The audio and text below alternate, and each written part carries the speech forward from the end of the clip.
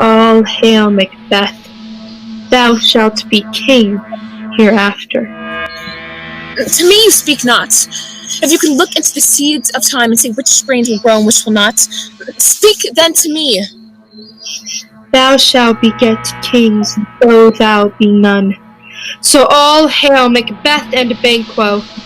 Banquo and Macbeth, all hail. My dearest love, Duncan comes here tonight. Never shall sun that morrow see. We will proceed no further in this business. Is the hope drunk wherein you dressed yourself?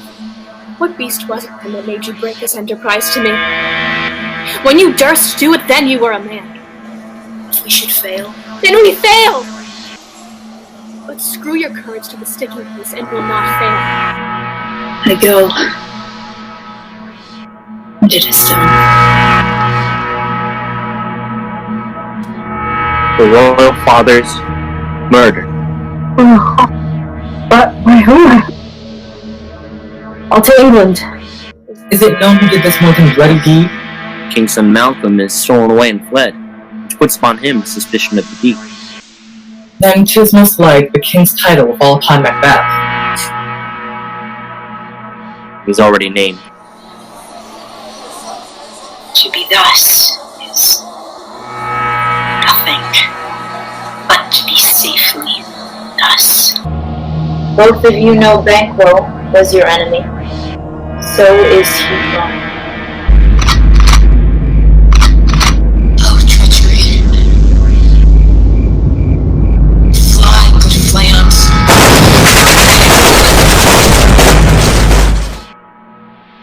How sayest thou that Macduff denies his person at our great bidding? I will tomorrow, and betimes I will to the Weird Sisters. More shall they speak, for now I am bent to know by the worst means the worst. Beware, Macduff! Beware the fate of fight! For none of woman born shall harm Macbeth. Macbeth shall never vanquished be until great Burnham Wood to high Dunsinane Hill shall come against him. 'Tis 2 or 3, my lord, that bring you word Macduff is fled to England. The castle of Macduff I will surprise. Seize upon Fife, give to the edge of the sword his wife, his babes, and all unfortunate souls that prison in his line. What are these faces? Where is your husband? I hope in no place so unsanctified where such as thou mayest find him. He's a traitor. Thou liest, thou shagged him!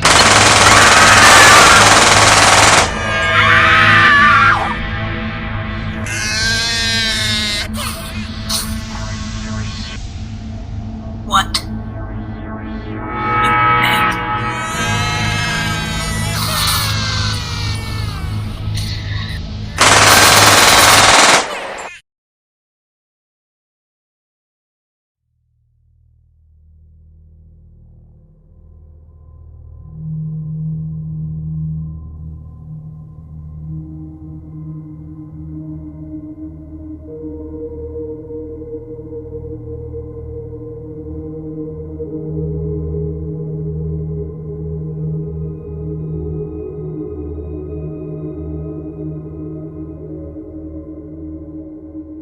Let us seek out some desolate shade and there weep, our sad bosoms empty.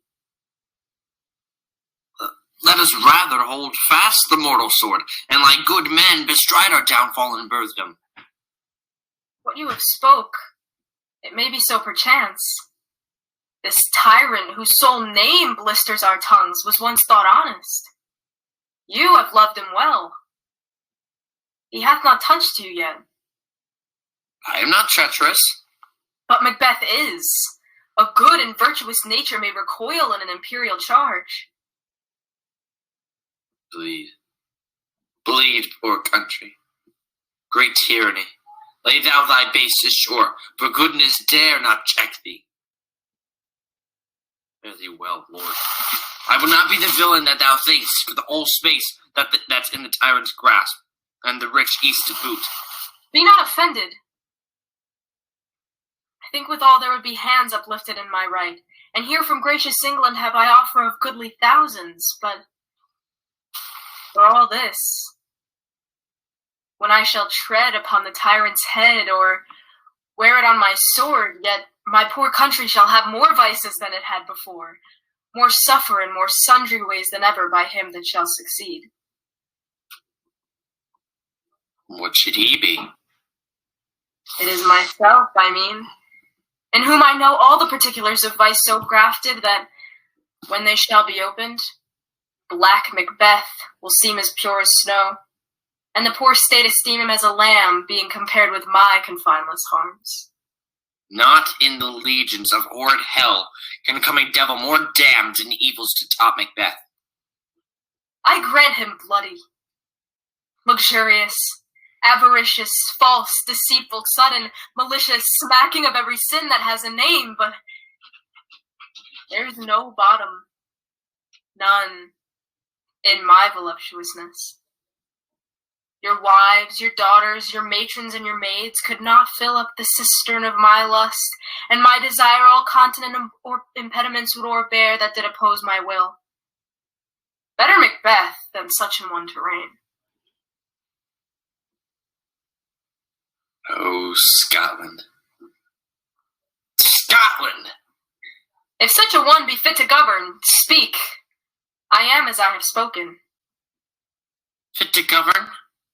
No, not to live. The royal father was a most sainted king. The queen that bore thee, oftener upon her knees than on her feet, died every day she lived. Hear thee well. These evils thou repeatest upon thyself have banished me from Scotland. Macduff. Devilish Macbeth, by many of these trains, hath sought to win me into his power, and modest wisdom plucks me from overcredulous taste. But God above deal between thee and me. What I am truly is thine, and my poor country's to command.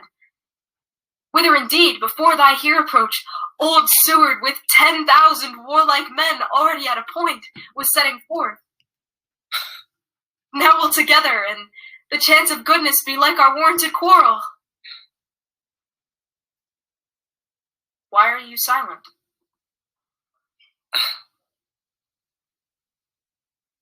Such welcome and unwelcome things at once.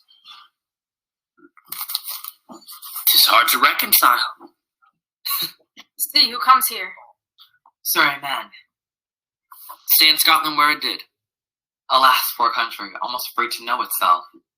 Oh, relation. Too nice and yet too true.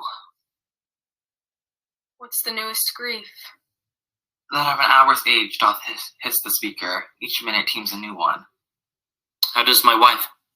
Why, well. And all my children? Well, too. The tyrant has not battered at their peace? No, they were well at peace when I did leave them. Be not ungenerous of your speech. How goes it? Your castle is a prize, your wife and babe savagely slaughtered. Merciful heaven.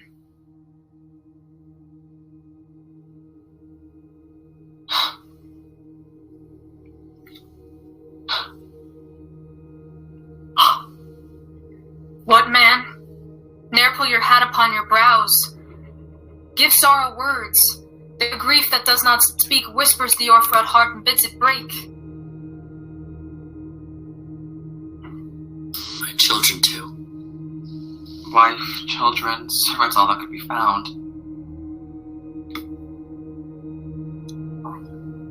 And I must be from thence. My wife killed too? I have said. Be comforted. Let's make us medicines of our great revenge to cure this deadly grief.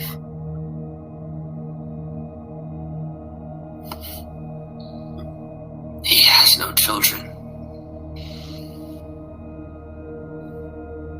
All my pretty ones? Did you say all? Oh, hell tight!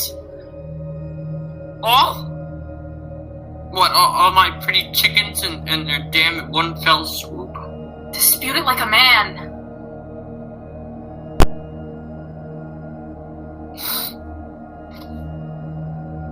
I shall do so. But I must feel it as a man. I cannot but remember such things that were most precious to me. Did heaven look on and would not take their part? Sinful Macduff. They were all struck for thee. Heaven rest them now. Be this the whetstone of your sword. Let grief convert to anger. Blunt not the heart, enrage it. Oh, I could play the woman with mine eyes and braggart with my tongue. But gentle heavens cut short all intermission. Front to front. Bring thou this fiend of Scotland and myself within my weapon's length. Set him. If he escape, heaven forgive him too. This tune goes manly. Come, go we to the king. Our power is ready. Our lack is nothing but our leave. Macbeth is ripe for shaking, and the powers above put on their instruments. Receive what cheer you may. The night is long that never finds the day. I have 2 nights to watch with you, but can perceive no truth in your report. When was it last you walked? Since His Majesty went into the field, I have seen her rise from her bed, throw her nightgown upon her, unlock her closet, take forth paper, fold it, write upon it, read it, afterwards seal it, and again return to bed. Yet all of this is done while in a most fast sleep. A great perturbation in nature to receive at once the benefit of sleep and do the effects of watching. In this slumbery agitation, besides her walking and other actual performances, what at any time have you heard her say? That, sir, which I will not report after her. You may to me, 'tis most meet you should. Neither to you nor anyone, having no witness to confirm my speech.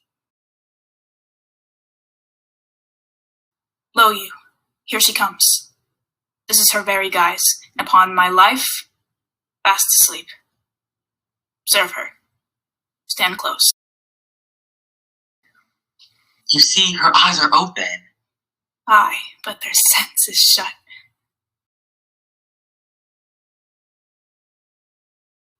What as she does now? Look how she rubs her hands.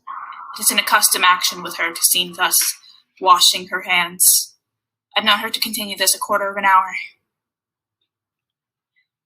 Yet, here's a spot. Fuck. She speaks.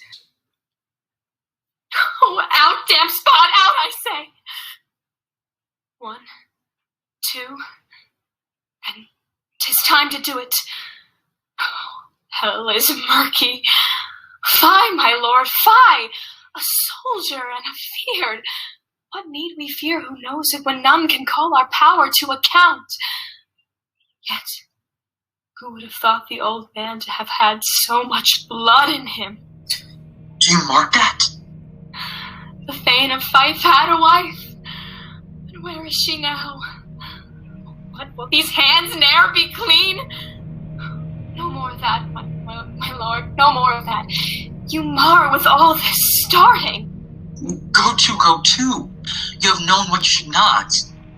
She has spoke what she should not, I am sure of that. Heaven knows what she has known. Here's the smell of blood still. All the perfumes in Arabia could not sweeten this little hand. Oh. The sigh is there. The heart is sorely charged. This disease is beyond my practice, yet I have known those which have walked in their sleep, who have died wholly in their beds. Wash your hands. Put on your nightgown. Look not so pale. I tell you yet again, Banquo's buried. He cannot come out on his grave. Even so. To bed. There's knocking at the gate. Come, give me your hand. What's done cannot be undone. To bed, to bed, to bed.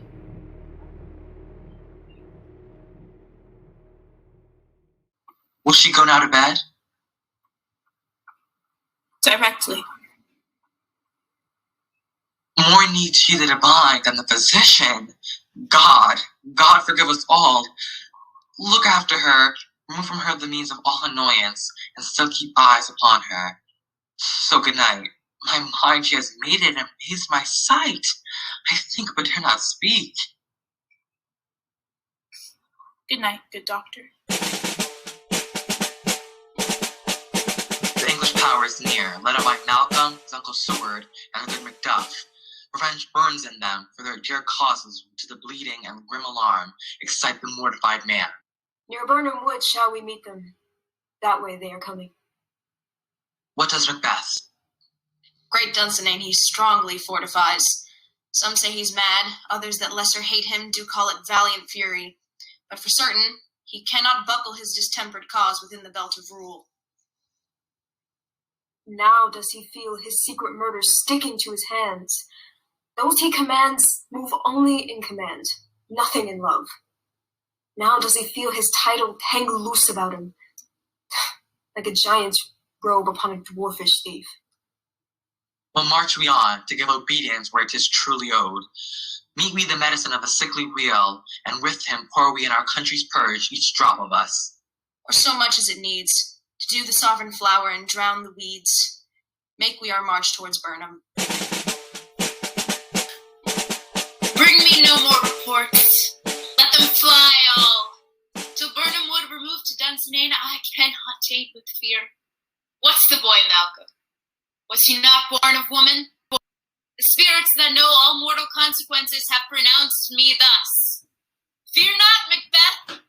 No man that's born of woman shall ever have power upon thee. Then fly, false thanes, and mingle with the English epicures. The mind I sway by and the heart I bear shall never sag with doubt nor shake with fear. The devil damn me black, thou cream-faced loon. Where gotst thou that goose look? There's 10,000 Geese, villain? soldiers, sir.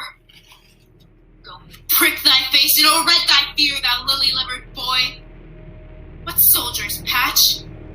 Death of thy soul, those linen cheeks of thine are counselors to fear. What soldiers, Wayface? The English force, so please you. Take thy face hence.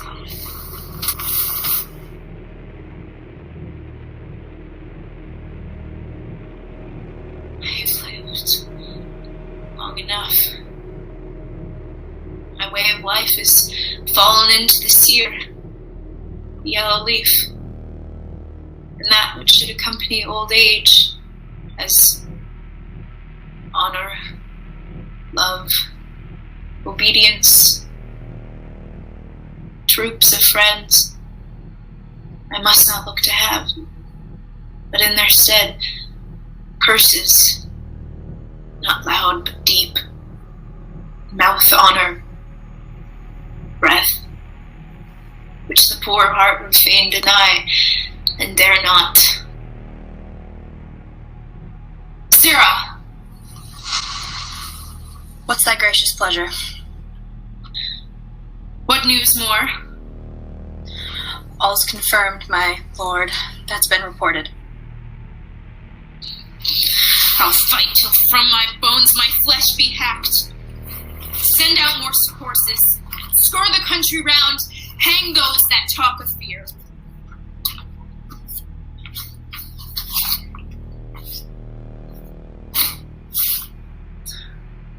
How does your patient, doctor? Not so sick, my lord. She is troubled with the coming fancies that keep her from her rest.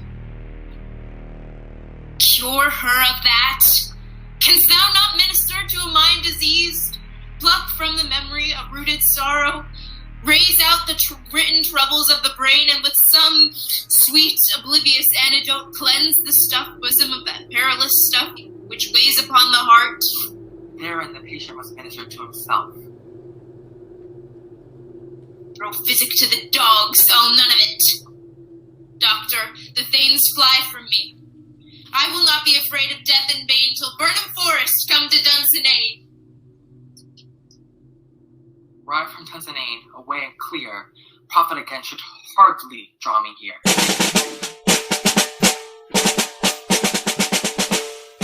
Cousins, I hope the days are near at hand that Chambers will be safe. We doubt it nothing. What wood is this before us? The wood of Burnham. Let every soldier hew him down a bough and bear it before him. Thereby shall we shadow the numbers of our host and make discovery ere in report of us. It shall be done. We learn no other, but the confident tyrant keeps still in Dunsinane, and will endure our setting down before it. 'Tis his main hope, for where there is advantage to be given, both more and less have given him the revolt. And none serve with him but constrained things whose hearts are absent too. Let our just censures attend the true event, and put we on industrious soldiership. Hang on our banners on the outward walls. The cry is still they come. Our castle strength will laugh a siege to scorn. Here let them lie till famine and the ague eat them up. Were they not forced with those that should be ours, we might have met them dareful, beard to beard, and beat them backward home. Wherefore was that cry? It was the cry of a woman, my good lord.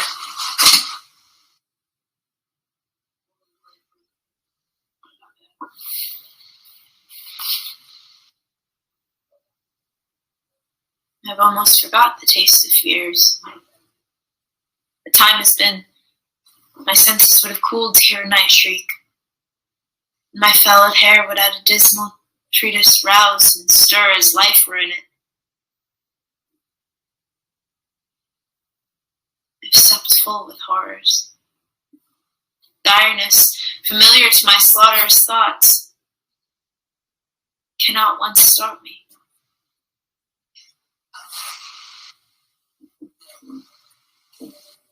Wherefore was that cry? The queen, my lord, is dead.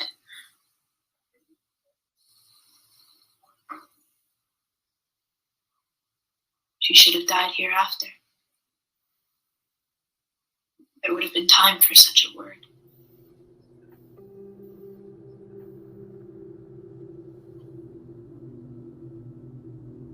Tomorrow, and tomorrow, and tomorrow creeps in this petty pace from day to day to the last syllable of recorded time.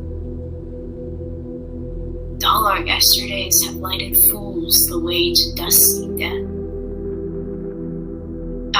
Out, brief candle. Life's but a walking shadow. A poor player that struts and frets his hour upon the stage and then is heard no more. His tale told by an idiot, full of sound and fury, signifying nothing.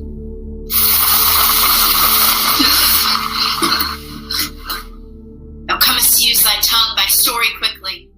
Gracious, my lord, I shall report that which I say I saw, but know not how to do it. Well, say, sir. As I did stand my watch upon the hill, I looked toward Burnham, and anon methought the wood began to move.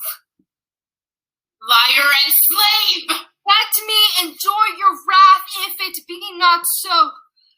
Within this 3 mile may you see it coming, I say, a moving grove. If thou speakest false, upon the next tree shalt thou hang alive, till famine cling thee. Arm and out, ring the alarm bell. Wind, come rack, at least we'll die with harness on our back. Now near enough. Your leafy screens throw down and show like those you are. You, worthy uncle, shall lead our first battle. Worthy Macduff and we shall take upon what else remains to do, according to our order. Fare you well. Do we but find the tyrant's power tonight, let us be beaten, if we cannot fight. Make all our trumpets speak, give them all breath, those clamors harbingers of blood and death.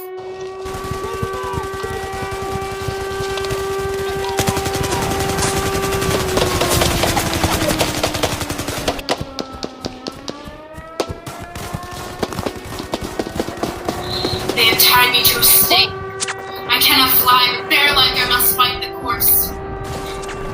What's he that was not born of woman? Such a one am I to fear, or none. What is thy name?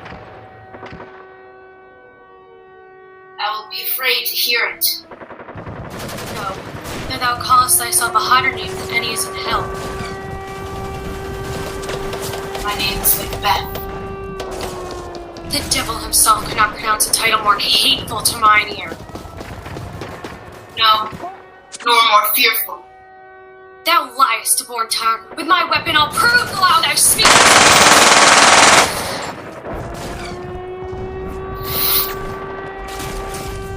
Thou wast born of woman.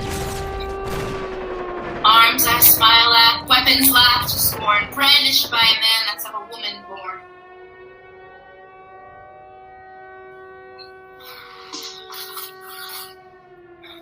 Tyrant, show thy face! If thou be slain with no stroke of mine, my wife and children's ghosts will haunt me still. Let me find him, fortune, and more I beg not. This way, my lord. The castle's gently rendered. The tyrant's people on both sides do fight. The noble thanes do bravely in the war. The day almost itself professes ours, and little is to do. Why should I play the Roman fool and die on mine own blade?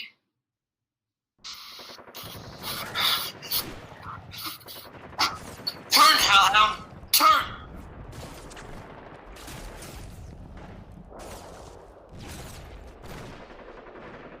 Of all men else, I have avoided thee. But get thee back. My soul is too much charged with blood of thine already. I have no words. My voice is in my weapon. The bloodier villain than terms can give thee out!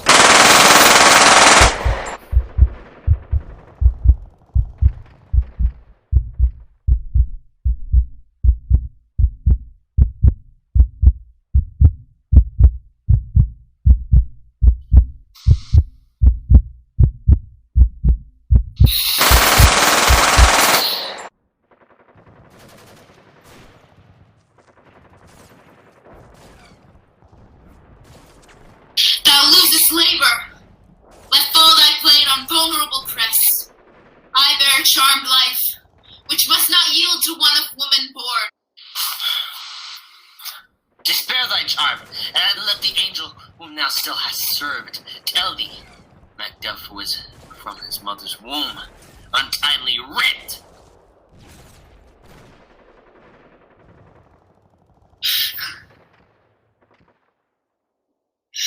Cursed be the tongue that tells me so, for it hath cowed my better part of man.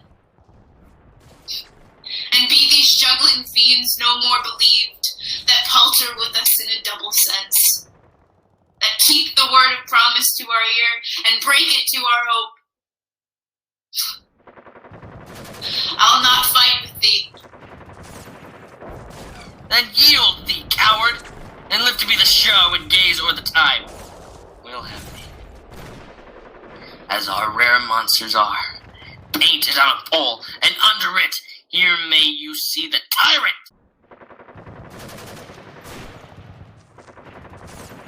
I will not yield to kiss the ground before young Malcolm's speech, and be plated with the rabble's curse. Though Burnham would be come to Dunsinane, and thou opposed being of no woman born, yet I will try the last. Before my body I throw my warlike shield. Lay on, Macduff, and damned be him that first cries, hold! Enough!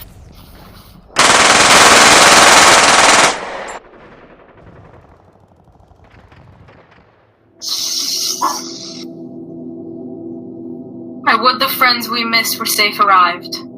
Some must go off, and yet by these I see so great a day as this is cheaply bought. Hail, King!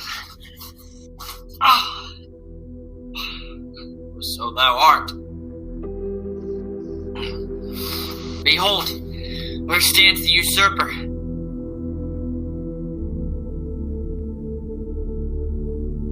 No time is free. I see thee compassed with thy kingdom's pearl, that speak my salutation in their minds, whose voice I desire aloud with mine. Hail, King of Scotland! Hail, King of Scotland! We shall not spend a large expensive time before we reckon with your several loves and make even with you. What's more to do, which would be planted newly with the time, is calling home our exiled friends abroad that fled the snares of watchful tyranny, producing forth the cruel ministers of this dead butcher and his fiend-like queen, who, as 'tis thought, by self and violent hands took off her life.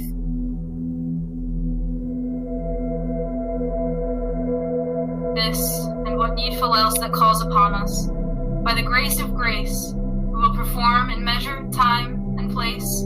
So, thanks to all at once, and to each one, whom we invite to see us crowned at Scone.